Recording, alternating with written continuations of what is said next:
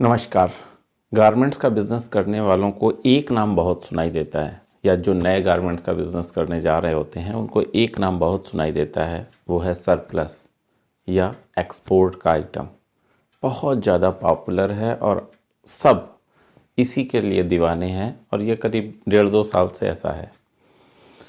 आज इस वीडियो में मैं इसकी पूरी कहानी आपको बताऊंगा, पूरी सच्चाई बताऊंगा। देखिए, जब तक आपको नॉलेज नहीं होगा ना, तो कोई भी कुछ भी कह देगा और आप मान लोगे। लेकिन अगर आपको सारी बातें पता हैं, कैसे क्या होता है, सब कुछ पता है, तो आप बहुत फ़ायदे में रहोगे, 100% फ़ायदे में रहोगे। मैं इस वीडियो में आपको वो सारी बातें बताऊंगा कि अगर आपके सामने कोई भी गारमेंट्स वाला ये कहता है कि ये सरप्लस का माल है, ये एक्सपोर्ट का माल है, तो आप प्रूफ कर सको या बता सको कि हाँ भाई है कि नहीं है, जैसा भी, लेकिन आपको पूरी जानकारी हो जाएगी इसी वीडियो में। तो सबसे पहले आप ये समझो कि सरप्लस या एक्सपोर्ट का माल होता क्या है, कैसे बनता है, कहाँ से आता है। ये बात अगर आपको समझ में आ गई तो आपको ये सारी चीज़ें जानने पहचानने में कोई ज़्यादा दिक्कत नहीं होगी। तो सबसे पहली बात ये होती है कि 3 तरीके हैं जहाँ से एक्सपोर्ट का या सरप्लस माल आपको मिल सकता है।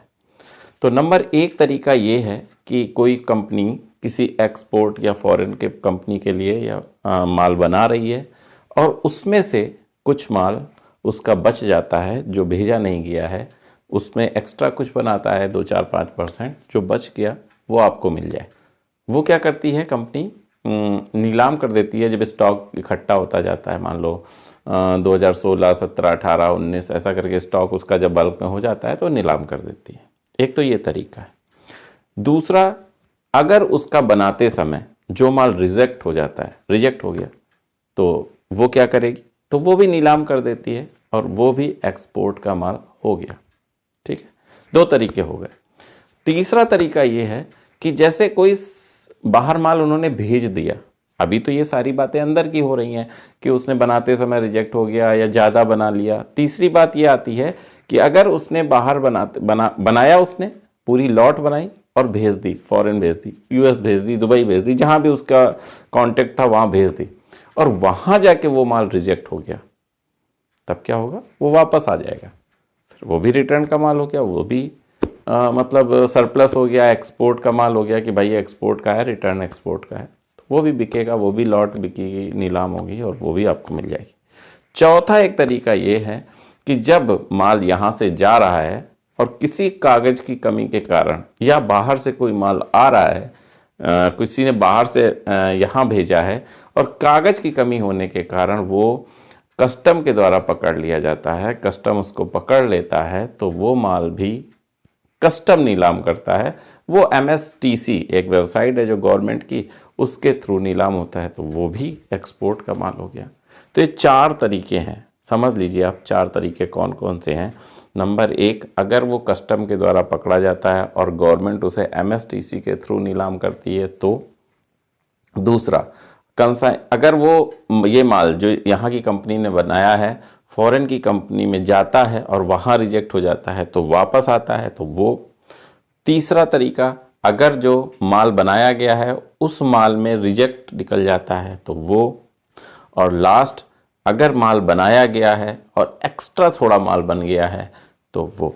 बस इसके अलावा कोई चांस नहीं है, कोई तरीका नहीं है कि आपको एक्सपोर्ट का माल मिले। तो अब आप समझिए, फिर ध्यान से समझिए। इन तरीकों में पहला तरीका जो है जिसमें कंपनी बना रही है और कुछ भाग बच जाता है, तो कितना भाग बचता होगा, कितना बच जाता होगा कि पूरी इंडिया के सारे मैन्युफैक्चरर यही गा रहे हैं कि मेरे पास एक्सपोर्ट का माल है, मेरे पास सरप्लस माल है। क्या इतना माल बच जाता होगा? नेवर, हो ही नहीं सकता। दूसरा कि क्या कोई अपनी कंपनी को डुबोना चाहेगी कि इतना माल बना ले कि उसका रिजेक्शन ही होता रहे? नहीं, ऐसा भी नहीं होता है। फिर क्या ऐसा होता है कि कोई कंपनी, और रेगुलर वे में ऐसा होता है कि पूरा कंसाइनमेंट भेजा और पूरा कंसाइनमेंट रिजेक्ट होके आ गया, तो क्या उस कंपनी का अस्तित्व बचेगा? नहीं। तो ऐसा भी बहुत रेयर में होता है। तो ये तीनों सूरत में, ये जो तीनों सूरत हैं ये बहुत रेयर हैं। तो इसमें जो माल बचता है या बनता है तो ये कहाँ कहाँ मिल सकता है? चौथा और एक मैं बोल दूँ, वो भी लास्ट है, MSTC कि वो पकड़ जाए और वो गवर्नमेंट नीलाम करे, ये बहुतायत में होता है, ये ज़्यादा होता है। तो इसको अगर आपको नीलामी में खरीदना है, अगर आप भाग लेना चाहते हो तो MSTC की वेबसाइट पे चले जाओ, 10,000 रुपये और प्लस 18% GST पे करो, अपना रजिस्ट्रेशन करा लो और स्वयं भी बोली में भाग ले सकते हो। जितने भी पोर्ट हैं वहाँ ये बोली लगती है, जितने भी एयरपोर्ट हैं वहाँ ये बोली लगती है। बात आपको क्लियर हो गई, ये वाली बात आपको क्लियर हो गई कि आप डायरेक्ट भी ले सकते हो, पक्का माल है वो तो एक्सपोर्ट का है ही, उसको तो आपको जब आप कस्टम से ले रहे हो तो कोई उसमें दो राय नहीं कि कोई नकली हो जाए, तो नकली माल होने की संभावना ही नहीं है। वहाँ से आपने वेबसाइट में गए, MSTC याद रखो, MSTC की वेबसाइट है, ठीक है। आप गूगल में MSTC डाल दो, आ जाएगा, नीलामी की डेट आ जाएगी, कल भी नीलाम हो रहा हो, परसों भी नीलाम हो रहा हो, कस्टम का हमेशा होता रहता है। अब आपको ये बात समझ में आई।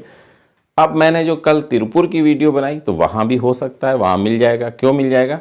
क्योंकि वो पोर्ट के पास है, समझ रहे हैं ना बात को, और वहाँ मैन्युफैक्चरर है, वहाँ वो मैन्युफैक्चरर हैं जो बहुत आयत में फ़ॉरेन के लिए माल बनाते हैं। 4 से 5 हज़ार कंपनियां ऐसी हैं जो 30 से ज़्यादा देशों में एक्सपोर्ट करती, तो 100% वहाँ पे जेन्यून है कि वहाँ पे ऐसा माल मिलेगा, और मोस्टली C ग्रेड का माल मिलने की बहुत आयत में संभावना होती है कि वो एक्सपोर्ट का माल ही होगा। तभी मैंने कल आपसे बोला था कि C ग्रेड का माल पे बिजनेस करो। C ग्रेड का वो जो फटा है, थोड़ा सा बटन टूट गई है, कहीं दाग है, पुराना हो गया है, धूल लग गई है, ऐसा माल, ये बहुतायत की चांसेस हैं कि 100% आपको ओरिजिनल ही माल मिलेगा, क्योंकि ये कटा फटा है। अच्छा ये बताओ, अगर कोई कॉपी 1 बना रहा है, किस कॉपी 1 क्या होता है पहले वो समझा दूं, अगर आपको नहीं पता, जिसको पता है तो ठीक है, नहीं पता है तो भी जानना जरूरी।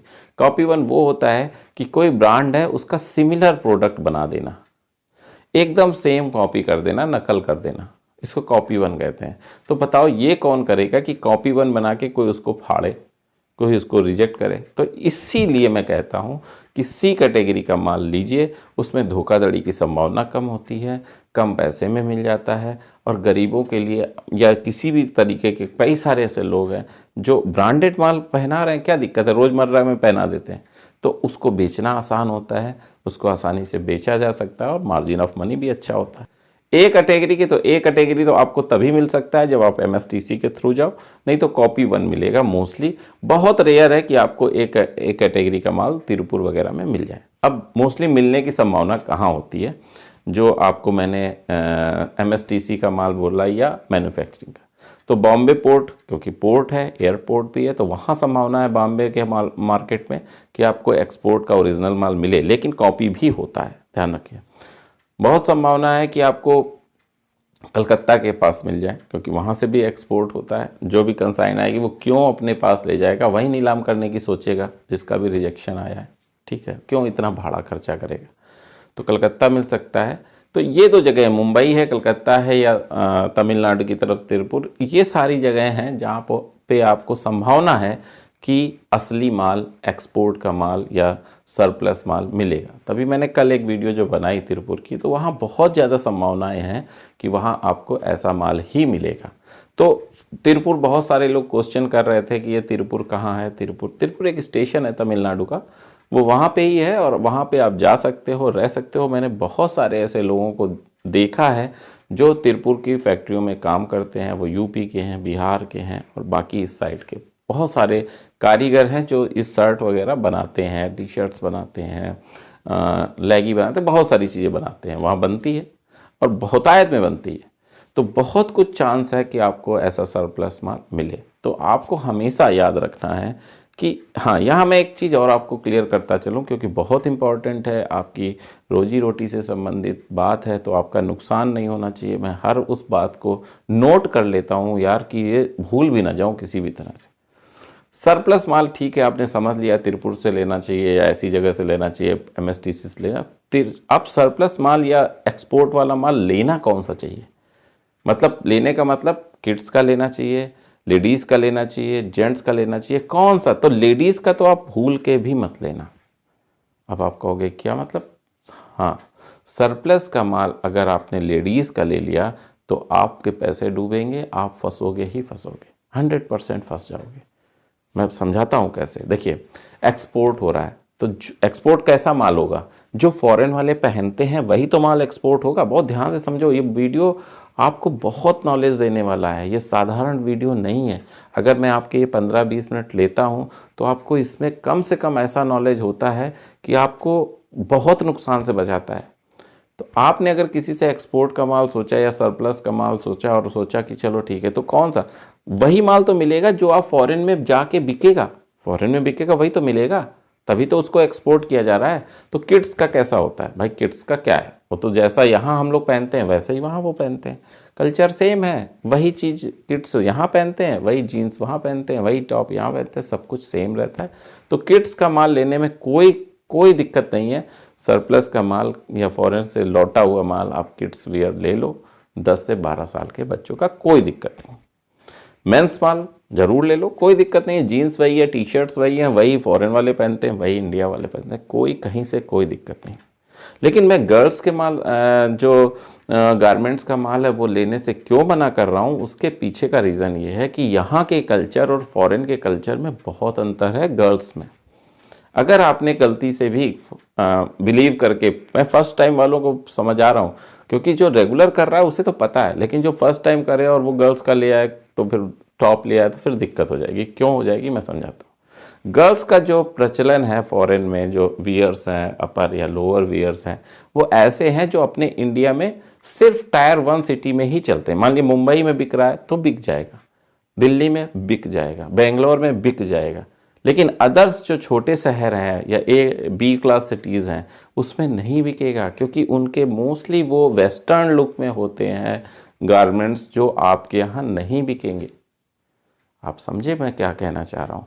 जो उनकी डिज़ाइन है, जो उनका पैटर्न है, वो वेस्टर्न लुक में है, वो मुंबई में बिक सकता है, मुंबई की लड़कियाँ वो चीज़ पहन सकती हैं। लेकिन अगर आप टायर B सिटी में रहते हो, यानी कि जैसे छोटे शहरों में रहते हो, तो वो माल बिकेगा नहीं। बच्चों का बिक जाएगा, जेंट्स का बिक जाएगा, लेकिन लेडीज़ का नहीं बिकेगा। तो ये बहुत इंपॉर्टेंट है आपको समझना। ये बातें बहुत जेन्युइन बातें हैं, ये आपको अगर आपने नहीं समझी तो आप फिर धोखा खाओगे, फर्स्ट टाइम ही खाओगे। तो मैं फर्स्ट टाइम व्यूअर जो है उसको समझा रहा हूँ। तो आज आपको ये बातें समझ में आई कि जो एक्सपोर्ट का माल है वो कैसे बनता है, कैसे आता है, कहाँ कहाँ से संभावनाएं हैं कि वो आ सकता है, कहाँ कहाँ संभावनाएं हैं कि आपको लेना चाहिए। क्योंकि मोस्टली जब ये बहुत ही प्रॉफिटेबल सौदा है कि एक्सपोर्ट का माल, रिजेक्शन का माल लिया आपने और बेचा, बहुत प्रॉफिटेबल सौदा है, क्वालिटी अच्छी होती है, सब कुछ।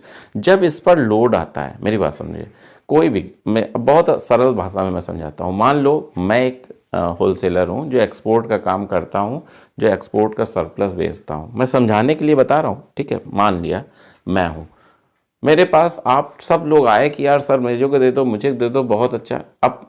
अब कोई देखिए, कंपनी कोई जानबूझ के तो रिजेक्ट करेगी नहीं कि भाई बहुत ऑर्डर आ रहा है तो रिजेक्शन बढ़ा दो, बहुत आ रहा है तो सरप्लस को ज़्यादा बनाने लगो, ऐसा तो होता नहीं। वो तो मुश्किल से, वो तो चाहती ही नहीं कि सरप्लस निकले, लेकिन ईश्वर के कारण और कुछ सिस्टम के कारण उनको थोड़ा बहुत सरप्लस निकालना पड़ता है। तो वो जो थोड़ा बहुत सरप्लस मैं लाया, और मैं लाया 100 पीस और ऑर्डर मेरे पास 1000 पीस का है, तब मैं क्या करूँगा?